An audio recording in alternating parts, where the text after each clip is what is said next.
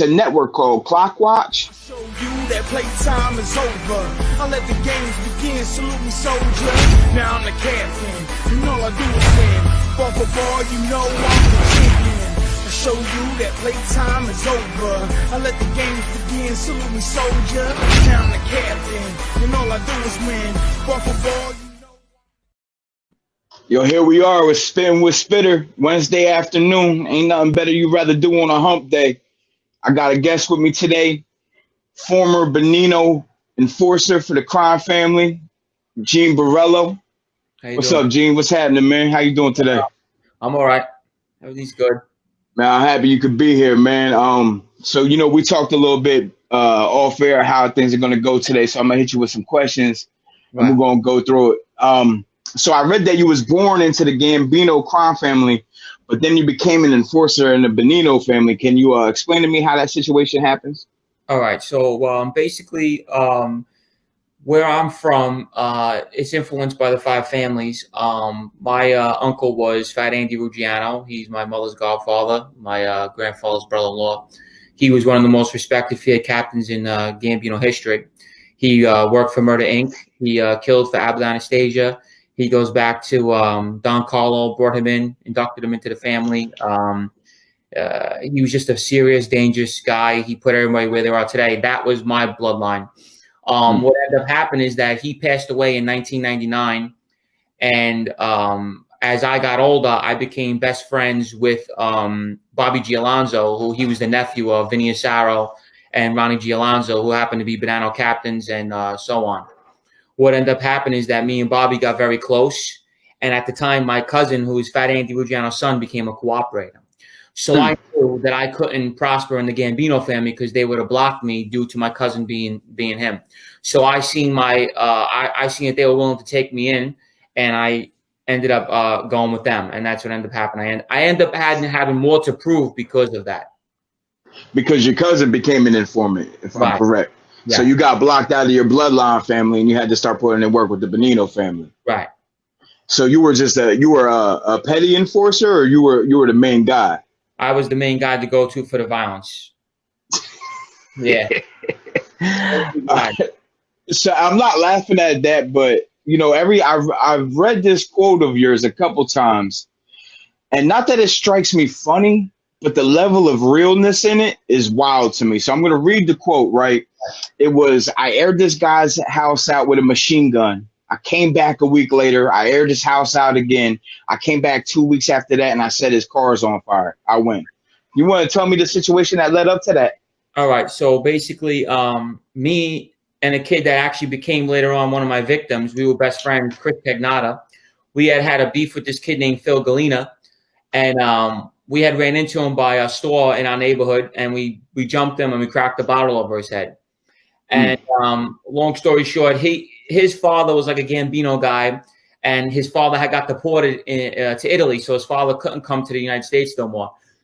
So long story short, he felt some kind of way. We scarred his head, and us not knowing, he paid Albanians $10,000 to kill us. So what ended up happening is about a month later after the incident that we had jumped him, we were in a nightclub in Astoria, and he had came in with 3 guys. So we didn't care. We didn't pay no mind to him. Like, oh, this kid's a clown. He ain't doing nothing. What he did was he came in with the guys that were supposed to kill us, and he was just showing the guys what we looked like and everything. He was following us. Lining your ass up. Yeah, he was lining us up. No, never sleep on nobody. We didn't think this kid was capable of this. So all of a sudden, my friend Frankie Rock, who we came there with, he passed away, God rest his soul. He says, I'm going home early. I met this girl. I'm going to go home. He goes, can you get a ride with somebody else? He says, yeah, we're going to jump in with my other friend. We'll pack in this car. Don't worry. So he left. When we leave the club, we all hopped in my friend's Audi. This is August 2005. And what ended up happening is they were following us the whole time.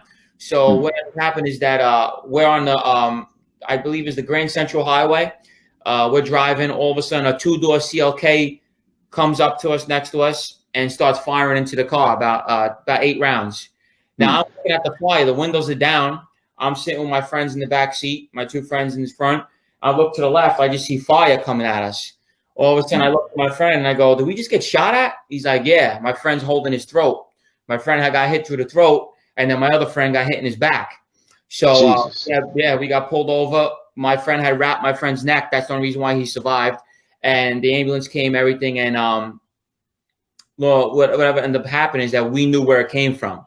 Right. So the next day, allegedly. Yeah, allegedly. So the next day, the kid goes to Italy. The following day, he thinks, obviously, they didn't hit their target. So now I'm still alive. You know, they hit an innocent kid. They hit another kid that's a tough kid from Bayside. So now we're flipping out. We want revenge right away. As soon as they pulled me into interrogation, me and my friend, and when the cops came, they had us for a day, told me my friend was dead. They were lying to me. So when I got back to the hospital, we had found out he survived, but he was in intensive care and everything. So about 2-3 days later, I'm looking for this kid high and low. I'm going to his friends. I told them, I said, if any of you near him, I'm killing yous. I'm getting all yous. So they were all scared. He took off to Italy. Okay. So I waited about 2-3 weeks, and I finally I said, all right, the kid's hiding. He don't want to come out. He wants to play gangbanger moves. They said, okay. I went to my people. They said, do the same thing. I grabbed the machine gun. I went to his house. I sprayed his whole house up. Sure enough, I waited another 2 weeks. I went back there. I did it again. I waited, like I said, I went to his house and I blew all his cars up. And then eventually they sold the house and left. And that's what ended up happening. He wouldn't see me. I said, it's like this. He said, when I see you, they were going to people. I said, I don't care who you go to. We don't want to hear it. He shot an innocent kid. I'm killing him on sight. We're getting him. We don't want to hear about it. And then he ended up leaving and hiding. And we chased him out of the neighborhood. We never seen him again. And you still haven't seen him to this day? When I came home in 2010, he had people sending me messages saying, oh, are you still going to go after him? I said, tell him that this is never-ending beef. I will. When I see him, I'm not going to look for him. But when I see him, I'm getting him. And that's how I kept it, Right. Yeah. So now I'm curious, right? Like, we don't just, I didn't start out as being a criminal, right? Like, you don't come out of the womb being a criminal. So what gravitated you toward the life?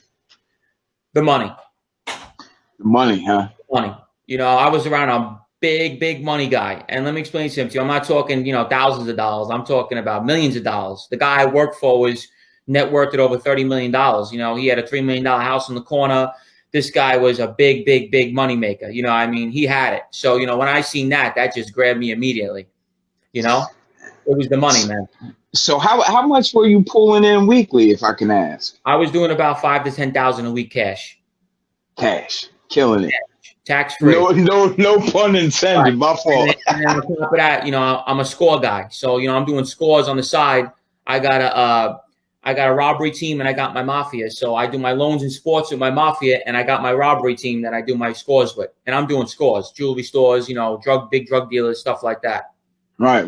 Were you making a lot of money off of the booking though with the sports? Absolutely. Or were you making more off the scores?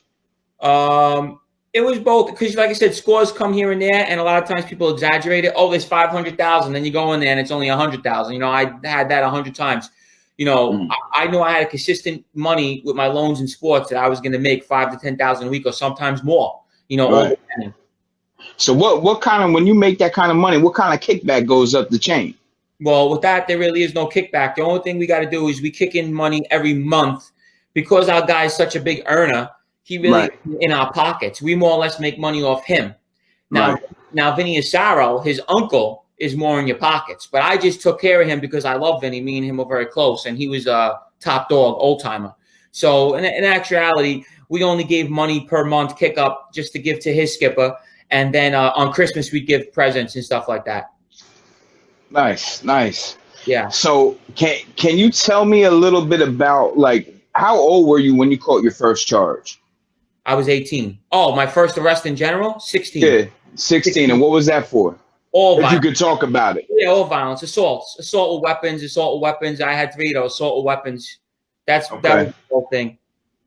And then you caught another one at 18? I caught a kilo cocaine charge, yeah. Yeah. Sold it to a DEA agent or undercover? Well, me and my grandfather were doing it, actually. My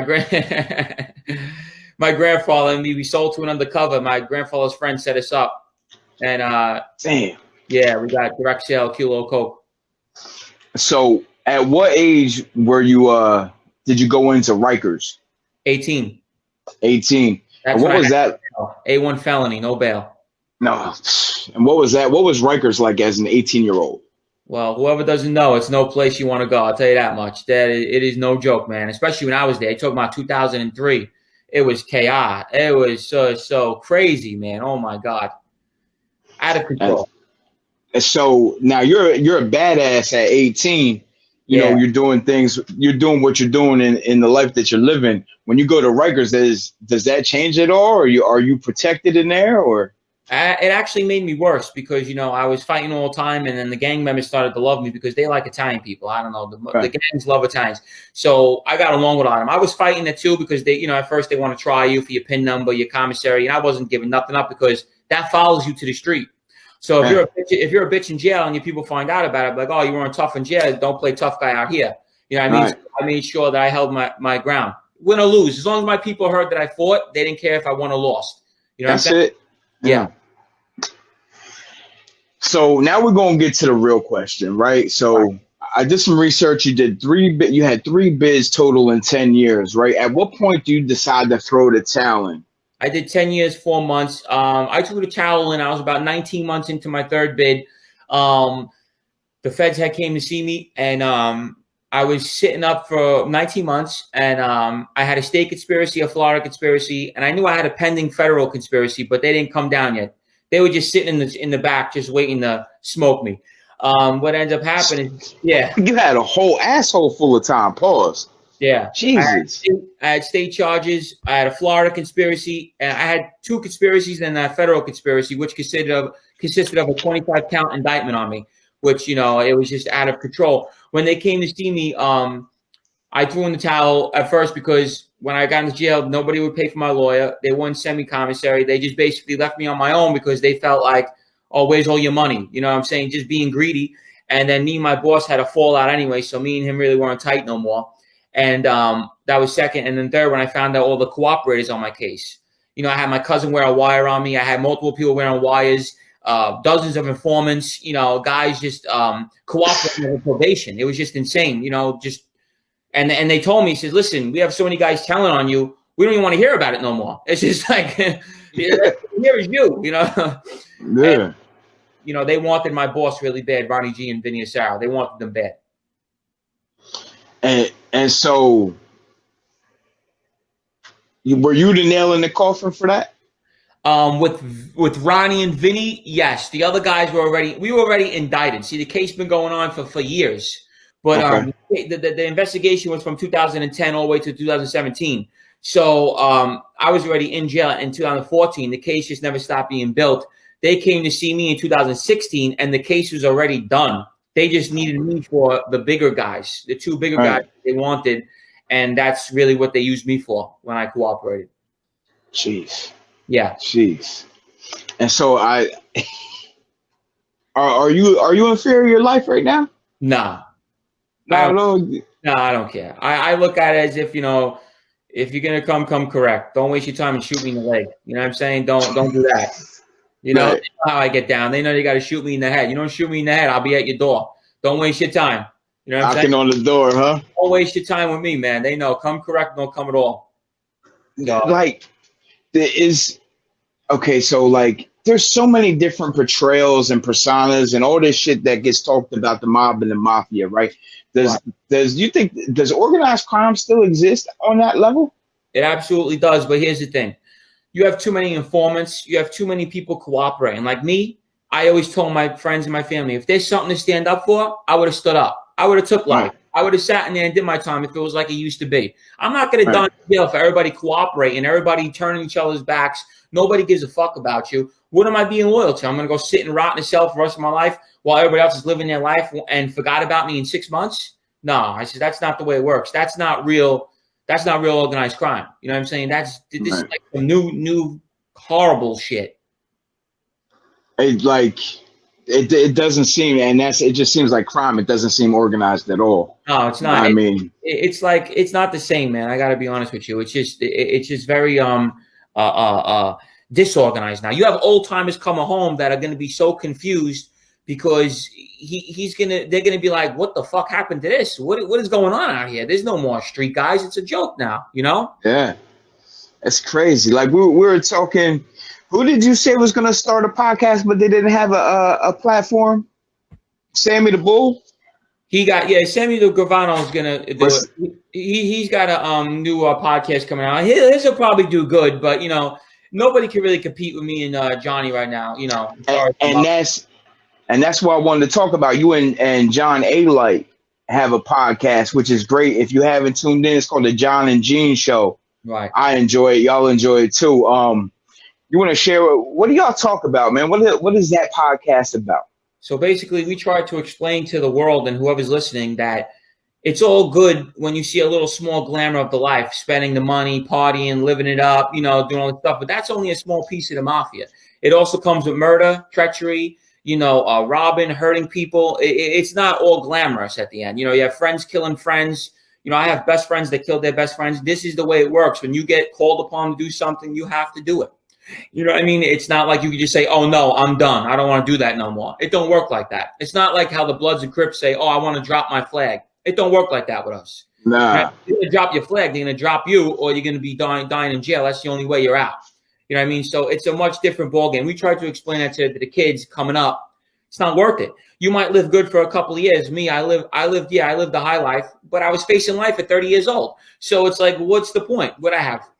Some good years of having fun, and then it's over. It's not worth it. You got to explain to people this life is pointless, and don't get involved in it.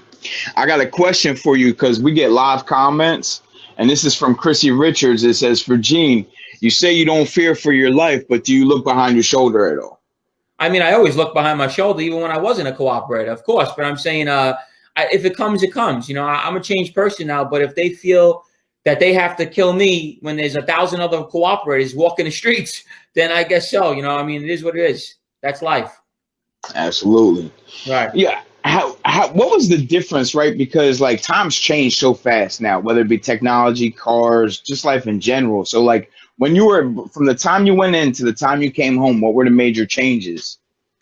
As far as what do you mean, like changes in what? The organization, or you mean like just your life in general? Like what changed for you? Right now? Like coming home now? I mean, everything. I don't carry guns no more. I carry the gun every day. Every day since I'm 16 years old, I carry a pistol on me every day. I don't carry weapons no more. I'm not a violent. I don't beat people up. I don't assault people no more. I was just a really, really violent, dangerous guy. And I'm not like that no more. I'm actually, super nice now. I want to live a regular life, That's it, man. That's it. Nice, calm, relaxing life, bro. Right. Not punching people no more, just, living regular. Love it, bro. I love it.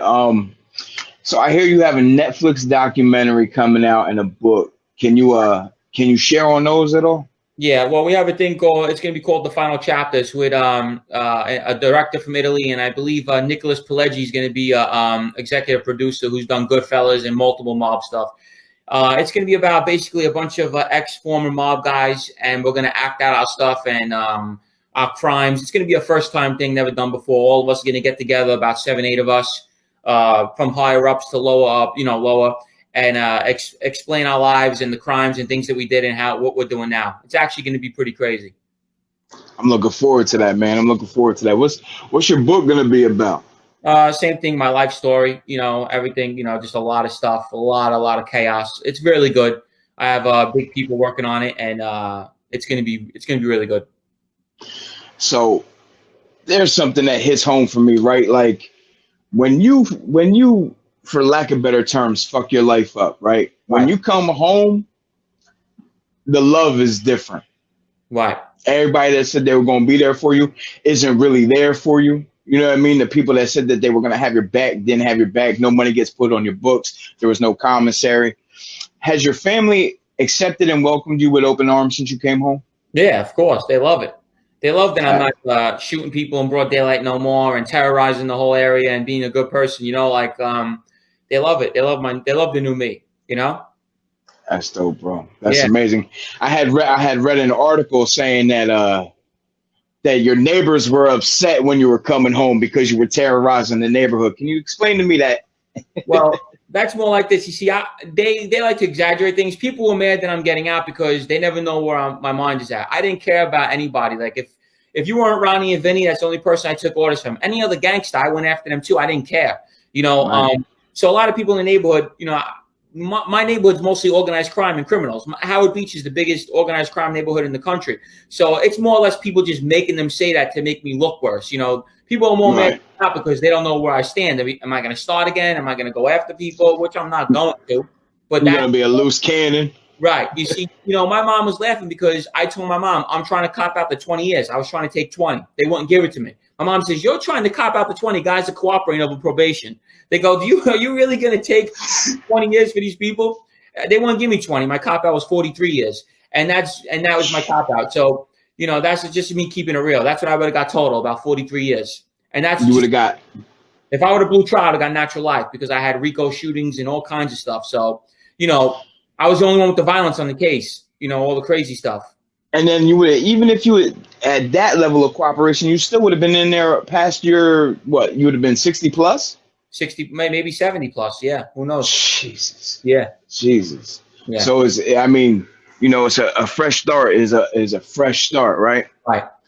But now let's get to the spicy shit. I see you got an issue with this guy that, and you can explain the whole thing. And I would appreciate for the people that are listening at home that don't really know the backstory or the story at all. There's a gentleman, his name's Michael Franchise, that has been running around talking wild, crazy. And go ahead, man, shoot your shot. Explain to me the situation with this guy. Mike Franchise is this. I'm going to tell you what he is. He is a John Gotti Jr. He's the same as these privileged gangsters. What did he do? He was born with a silver spoon in his mouth. His father was Sonny Franchise, who was a legit gangster, notorious gangster. He didn't earn his way into the life. He was just put in at 20-something years old. The guy was in medical school. He had nothing to do with the life. He was just put in because his father put him in. That gets guys like us mad that have to actually grind and do what we have to do just to get proposed. I was proposed for membership, becoming a member. It's so hard to get that. You just don't wake up one day and get that. He got that from his father. So he didn't have to do that. He has no shootings, no murders, no assaults, no nothing.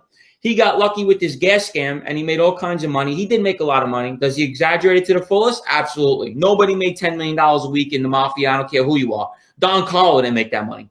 So he bullshits a lot of his stories. He keeps repeating himself for 40 years now about the same story, and he tries to switch it up just to stay relevant. He loves the spotlight. This guy don't want to give it up. Now he sees me and Johnny coming in, and he's trying to do everything to get us off the air because we're real street guys. You can't sit here and tell us nothing. I've been involved in shootings, murder, you name it, I've been involved in it. So same thing with Johnny. So he's basically now trying to say that he does have violence now.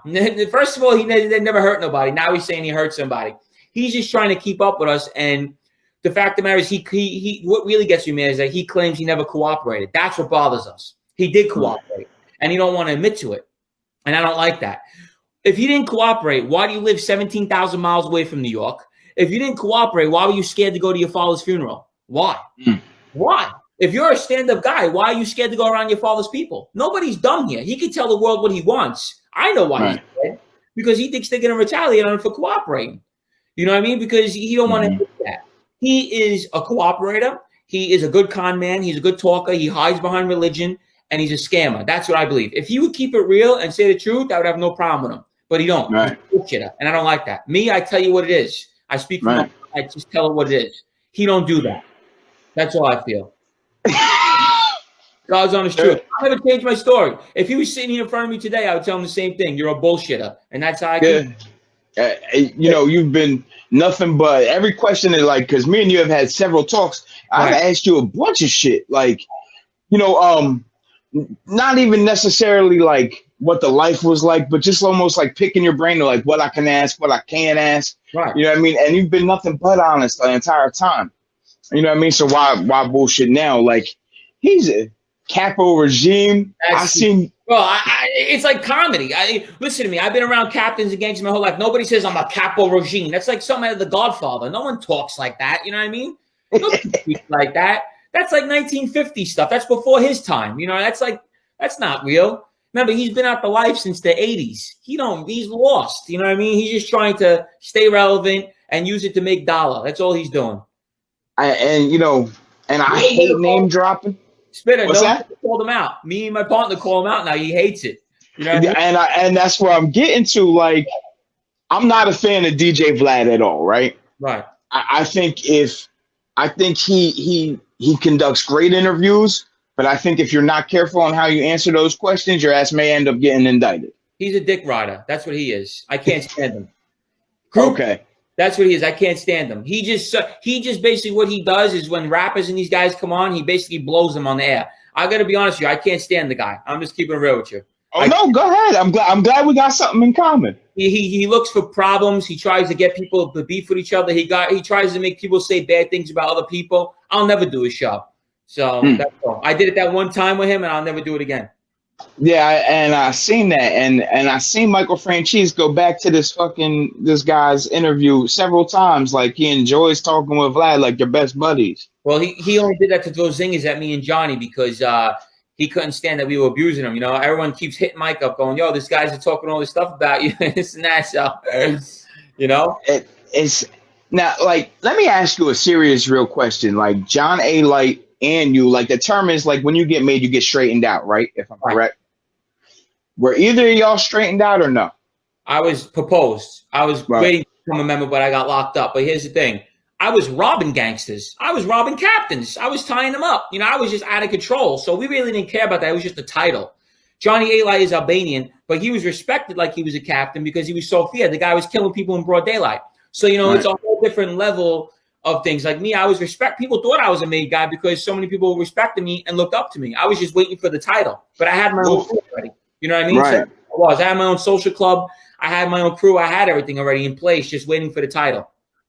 And so, like, with A. Light, and no disrespect to him by not saying his first name, it just comes off easier. Because he was Albanian, strictly because he wasn't Italian, they would never make him. They would have never straightened him out. You can't take the oath unless you're Italian, right? Jeez, man. Yeah. And, you know, I hope the listeners at home are learning and soaking some of this shit up, because it's not often you get to have candid interviews with people such as yourself. I got another question from Jesse James, and it says, if you had to go back to that life, would you have done it differently? Yes, I would have not trusted so many people like I did. I trust people. I give everybody a chance. And people used to come to me and say, "Oh, Gene, I want to make money." You know, my cousin who wore a wire on me goes, "Gene, I'm sick of being a nobody. Can you help me?" And of course, me, I was a bad guy, but I had a good heart. And I said, "Yeah, I'll give you a shot. I'll let you make money." And all these guys were cooperating on me. They were really just getting next to me to put me in jail because they couldn't do that little punk ass 3 years. That's all it was. You know? That's funny. We got some more questions coming in. Gene, what's one piece of advice do you have for the youngsters when it comes to decision making in this? When it comes to decision making when it comes to the street life? Basically, what this guy's asking is, what kind of guidance, what kind of advice are you giving to these younger kids that are coming up that are going to make a dumb decision? You know what I mean? But the advice I used to get from my boss was horrible. You know, if someone didn't pay me, crack his head open, pistol whip him. You know, I would never give something like that. I would just tell him the easy buck will get you a lot of time because, you know, that's all it is. You could sit there and, like I said, you see the small portion of the life that it looks good, the glamour. When I was partying in nightclubs, all the kids come up to me, "I want to get down with you." There's a lot that comes with this. I tell the kids, you think it's just going to be you hang out and you make money? There's a lot that comes with this life. I would say go get a job, work a 9 to 5, go home to your family, and don't have to worry about looking over your shoulder and feds watching you. Just do the right thing, man. It ain't worth it. Because for that easy money, you'll get 20 years in jail. And then what? You're gone. Absolutely. Chrissy Richards says, sounds like you're still a little intertwined with the life. Not active, but still aware of movements that occur. You ever think you could ever really be severed from it all? No, I can never. It's a part of my life. I still have the tattoo of murder on my arm. You know, I still have tattoos of guns on me. It can never be taken from me because that's just a part of me. You know, they tell me, "Oh, cover the tattoos." I'm not going to because it was a part of my life. It was most of my life. So, like, you know, how can I stray from that? What was one of the hardest betrayals you had to deal with that was close to you? Well, I'll be honest with you. I kind of did a big betrayal to one of my friends. I had basically, I'm going to switch the question a little bit. I'm going to tell him I had done a real bad move to somebody, a few of them. But the one real bad one was I shot one of my friends for the Mafia. I basically chose that over my friendship. And I ended up shooting one of my friends in broad daylight for them. And, I also had robbed a guy in my crew that I was really close with. So, I had done bad betrayal. But the biggest betrayal that I ever had done to me was probably my captain turning on me. Ronnie G basically shoving me out of life and becoming envious of me. I was very devastated over that. Really? Yeah. So was that something that your bosses had sized up for you? You having to go after one of your good friends? I mean, like I said, I was all for it because, I was living that life, and that's protocol. You are usually when the real mafia, when they ask you to kill someone, it's usually your best friend that does it to you because they're easy to get next to you. So that, it puts your guard down. You know what I mean? You get in the car with your best friend. You think he's going to shoot you in the head? You don't do that. And that's usually how they let it happen. You never see it coming. You know what I mean? So that's usually how it works. My friend trusted me and met me, and I shot him in the middle of the street. Jesus. Yeah. Real shit. Man, real shit. Absolutely. Right. That's and I don't know if I'm just so desensitized to how the world is, right? Like with all the violence and all the shit that goes on. You know what I mean? Like that doesn't surprise me. Like, I've seen people get lined up for less. Right, of course. You know what I mean? Like, and so here's another question. What are your views of entrepreneurship and how do you motivate people you meet to follow through with walking the straight and narrow? How do you motivate people? How do I basically make them try to do it? Well, here's the thing. Look at me. Look what I've been through. Okay. I've been in that jail my whole life. Okay. I lost everything. You go to jail, you lose all your money, your women, everything, your girlfriend, who you care about. So I basically try to explain to them, this is what's going to happen. This is the end result. There's no happy ending with crime. It's never going to be like the movies, you get away, you go live in another world, whatever. That's lies. What's end up happening is you're going to die, spend the rest of your life in jail, or you're going to do what I did. You're going to cooperate. That's your 3 outs. That's it. That's what I explained to them. If you don't see that, then you'll learn the hard way. That's all it's going to be. So what you're saying, gangsters don't retire and go to Miami like all the rappers say they do? That's bullshit, man. That's not realistic. You know what I mean? No, it's not. It's not. Miami. That's all it's going to be, and they'll wait for you to mess up over there. They never leave you alone. When they want you, they'll never leave you alone. Absolutely. Like I tell my guys all the time, there's 3: jails, institutions, and death. You pick your poison. You know what I mean? So I'm going to throw some rapid fire questions at you, some names at you, and I want you to give me a brief breakdown of each if you can. Go ahead. Joseph Massino. Biggest scumbag in the mafia ever. And why is that? He built the Banana crime family. Now listen, he's a cooperator, but here's the thing. A guy like him is not supposed to cooperate. He's the boss of the family. We look up to this guy. He makes the rules. You know what I'm saying? And you're going to sit there and take a deal at 75 years old? What are you cooperating for? You lived your life. People weren't allowed to say your name. They had to touch their ear or they got killed. You had these crazy rules. You ran the commission. You ran this. You had millions of dollars, and you go and sell out like that when you got guys like in the bottom of us, looking up to you like you're God. And, the message that sends is just, it's crazy. That's when I knew the life was pretty much over, At that moment, huh? Yeah, it just put such a bad taste in everybody's mouth. Like, he's the boss. He made us look terrible. Who the fuck are you? If you're the boss, who the fuck are you cooperating on? Here's the thing. The feds did it purposely to send a message. If he could go bad, anybody could go bad. They wanted to send the message like, see this? This is your boss. Now, if he could do it, where's the loyalty? Where's the trust? And they were right. It broke. After that, the whole family collapsed. Captains cooperated, everybody, so. I mean, in my experience, and this is all allegedly, they work from the bottom up to try to get the boss. You know what I mean? They don't work from the boss to try to get unless they're trying to dismantle a family. Well, remember, he went to trial first. He blew trial, then he cooperated. Oh, okay. They were going to throw his ass in jail for the rest of his life. Yeah, he blew trial. He got double life, and then he cooperated. They let him cooperate because he started giving up, or I think like 18 murders he gave up. Yeah. Damn. Yeah. Damn. So we got another question for you. It says from Mikey Cole, and this is one of my brothers, man. He's a real good dude. Does the fact that you cooperated ever bother you internally, or have you accepted it with no regrets? Absolutely accepted it because you know what? Like I said, if it was something to stand up for, I would have stood up. I was in the worst houses in Rikers Island. I hate to say it, I had fun in there. You know what I mean? I didn't mind. Yo. I just got mad because I didn't like the fact that everybody was cooperating against me, and everybody's supposed to be, these stand-up guys, and everyone's putting me in jail, and they're all walking the streets, and nobody's saying nothing to these guys or helping me. I says, you know what? I'm good now. I see the life's a joke. I accepted it. I'm good. I love the way I live now. I walk around, and that's it. I accepted it, definitely. So what are you doing with yourself now to keep yourself busy so you don't divert back to that? I work out a lot. I stay focused, man. I'm always constantly in moves, business moves. I got a lot of things going on, so it keeps my brain occupied. That's really what it is. Well, is it safe to say then you're an adrenaline junkie? Yes, I am. Yeah. Because it's something that just hit home to me. You just said you were having fun in Rikers Island. Yeah, that was fun to you. Yeah. I had a thing. I had a thing in jail called the herb table because a lot of guys didn't have nowhere to sit. So the gang members loved me, and I was facing life. They knew I was a nut, and I used to tell the gang members, "Man, listen, these guys are gonna sit at this table. They're herbs. They ain't balling nobody. They couldn't sit down. They had to eat standing up. They couldn't get on the phone. So I got like 4 or 5 guys together, and I got them their own table, and I let them sit there because they had nowhere to sit. So I was like, I was the guy in there for Rikers Island too for mine. I was a serious guy in there too. They said that the violence in there is crazy. Is there anything that you can share that you've seen in there? I mean, I could tell you that people get cut in there every day. Every day. We're surgical scalpels. Surgical. Oh, so you're getting sliced. Getting sliced. For real. They're called 11s. They go through metal detectors and everything. The COs are selling them for $100 a pop. They're getting cut up in there like crazy. So, wait a second. The COs sell them? Oh, so it's dirty as shit in there. Shit, the cops are fucking basically like inmates.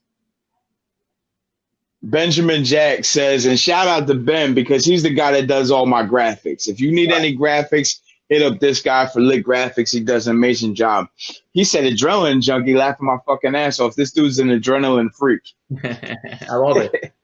In trouble, man. I'm not going to lie to you in the street. I looked for it. I did. Oh, shit. Here comes a hot take. And this is from Black Earth. This is the guy that runs the company that we do the podcast for. Right. Clockwatch is like, so what we do, we have a bunch of different podcasts that air throughout the week with different people. You know what I mean? Covering all types of different topics, man. It's dope. But his question is, what are your thoughts on Takashi 6ix9ine? My thoughts on him is this. He's a young kid. He's a lost soul. He got caught up in gangs that he really shouldn't even been caught up with. He should have just been a money guy, do what he was doing. I think he has a chance, Like I said, I'm trying to get him on my show because we just did his friend Snow Billy that he actually had shot in the head.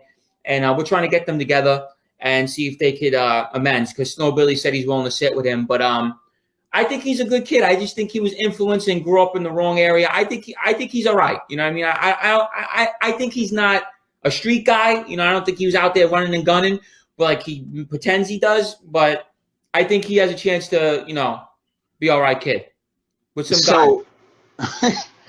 Is what with Takashi, is that what happens when he wasn't a street dude?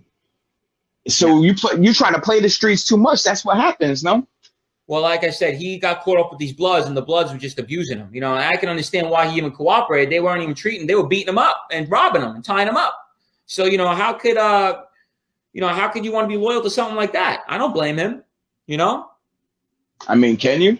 Right. How you gonna sit there and stand up? You go to jail. They're jumping you, beating you up. They're robbing you, tying you up, and taking your money and banging your girl. What kind of shit is that? Yeah. Yo, yeah. I got another name for you, Ronald G. Alonzo. That was my personal right-hand man. I looked up to him. I worked for him. When me and Ronnie were good, we were good. It's just that he's an egotistic guy, and he didn't like the fact when he came home, I was the guy. And that kind of bothered him that so many people respected me and feared me. I guess he thought I was trying to take his spot, which that wasn't the case, I wish he would have never did what he did, but it is what it is. He was a big money maker, man. That's all I can tell you. 30, 50,000 a week guy. And what did he do to you to ruin that relationship? Basically, he basically tried to get me. He was basically trying to shun me away. He didn't want to. He was supposed to induct me into the family, and then every excuse not to. Yeah. So for you, is there a difference between fear and respect, or does fear bring everything full circle? Yeah, I'll be honest with you. I hate to promote it, but people really only respect violence, man. When you're a pushover in the crime life, you get pushed over. Believe me, you know. Right. Right. You know, people were scared to death of me. They wouldn't show me $5, you know, because they knew the repercussions. You know, to be honestly, if I told you meet me here, you come here. They asked me 10 times, why do you want to meet me? Like, I got to talk to you. They Right. I want to meet them. I'm like, bro, just come see me. He's like, well, why do you want to talk to me? I'm like, just come to the fucking block. I'm not going to bother you. I'm like, I couldn't get a guy to meet me. Just come meet me. I'm not going to do nothing to you. I just got to talk to you for a few minutes. He was afraid of you. A lot of people, they wouldn't meet me. You know what I mean? They thought I was going to do something to them. I mean, can you blame him? Right. But that's a good thing and a bad thing, because when people fear you so much, they don't want to deal with you. So, you know, it's a good and a bad. You know, when you're known as this notorious maniac, they're like, oh, I'm not borrowing money off this guy. I'm not doing sports with this guy. It kind of hurts you too, in a way, you know? Were you running around just making examples out of people when you started? Yeah. Now the interview got real serious for a second. Yeah. Yeah. Me and my partner were doing some shit. Yeah. Allegedly. Right. Yeah. So listen, man, like most of my interviews are an hour, and I try to keep it at an hour. Right. And my thoughts now, this is Spittin' with Spitter, right? I try to have everybody, different avenues of life, all walks of life. We're going to have all kinds of guests come on. So my question for you, Gene, is what's in your playlist today? Music. What is in your playlist? I listen to everything. I'm going to be honest with you, from 80s and up. I'll go from Madonna to Meek Mills. I mean, I have no, it's like, I know, crazy. I go from rap, I love rap, then I go to 80s disco, then I'll go to 90s alternative music. You know, I'm all over the place. You know, I'm the same exact way. Yeah, I love all kinds of music, man. Who's your favorite rapper? My favorite rapper right now, I want to say, I mean, it used to be Meek Mills, but I'm gonna have to go with Fabulous. Is my favorite all time. Representing Queens, huh? Yeah, no, not Queens. He's from Brooklyn. My fault. Yeah. So another guy just commented, Madonna. You got there's some old folks in here. And how old are you, G? I'm 36. Oh yeah. I'm 40. So yeah, there's some old. Now I got a question. One of my last questions is, do you have anything to ask me? Because we don't really know each other. We were just chopping it up. Like, everybody asked me how I got this interview, and it was just a level of authenticity. I just reached out to you, and it happened organically. Listen, I never been like, I don't want people to think like I think who I am and stuff like that. I'm not like that. If you called me or anyone calls me, I get hit up all over the world on my DMs. I answer everybody, and that's why everyone loves me. You know, I don't ignore nobody.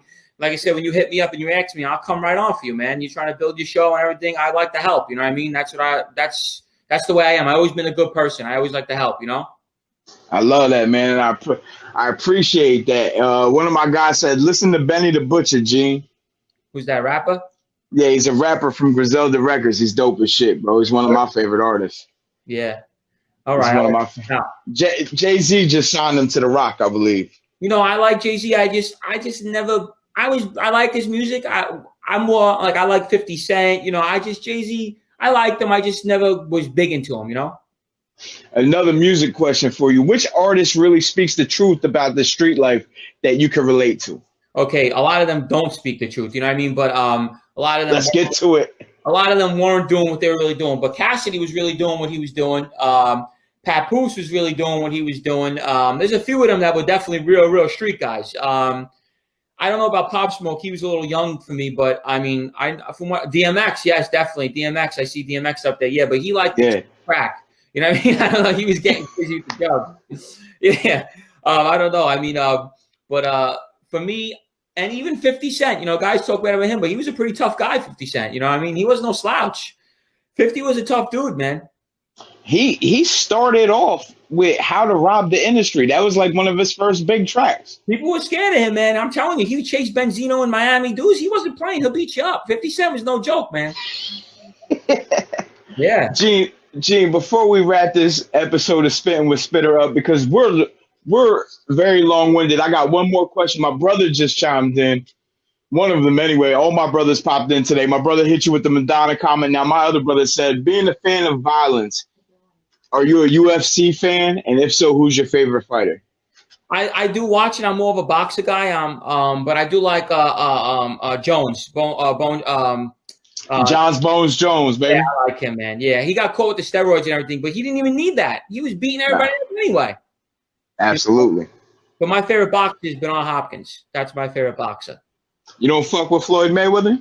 Yeah, I like him, but I mean, I don't like him as a person. I like him as a boxer. Yeah, him as a personality, I can't. I would shoot that guy. I mean, say not no more, but back in the day. Yo, allegedly, right? Back then, I would clap him in 2 seconds. I couldn't stand being near a guy like that. Yeah. Giant ass ego. Not only that, he's just very disrespectful. I would never go for that. But I mean, like I said, as a boxer, he's great. As a person, I can't stand him. Yeah. Excellent. Now, Gene Borello, do we have any dates for your documentaries or your books coming out? We're going to start filming in October. My book should be in stores by February, maybe January, February, the latest. I'll be advertising it all over when it does come out. You can catch the John and Gene show, the Johnny and Gene show on YouTube. I suggest everybody check it out because it is definitely a very dope watch and dope listen. Gene, is there anything you want to ask me before we head out today? That's all. That's it, man. It was a great show. I had fun. My guy, I appreciate you coming on, man. I hope you have a great rest of your day, and thanks for tuning in to Spittin' with Spitter, man. I'm signing off. Hit me up on DM real quick, okay, when it's over. I got you. All right. All right, y'all. Bye. I show you that playtime is over. I let the games begin. Salute me, soldier. Now I'm the captain, and all I do is win. Ball for ball, you know I'm the champion. I show you that playtime is over.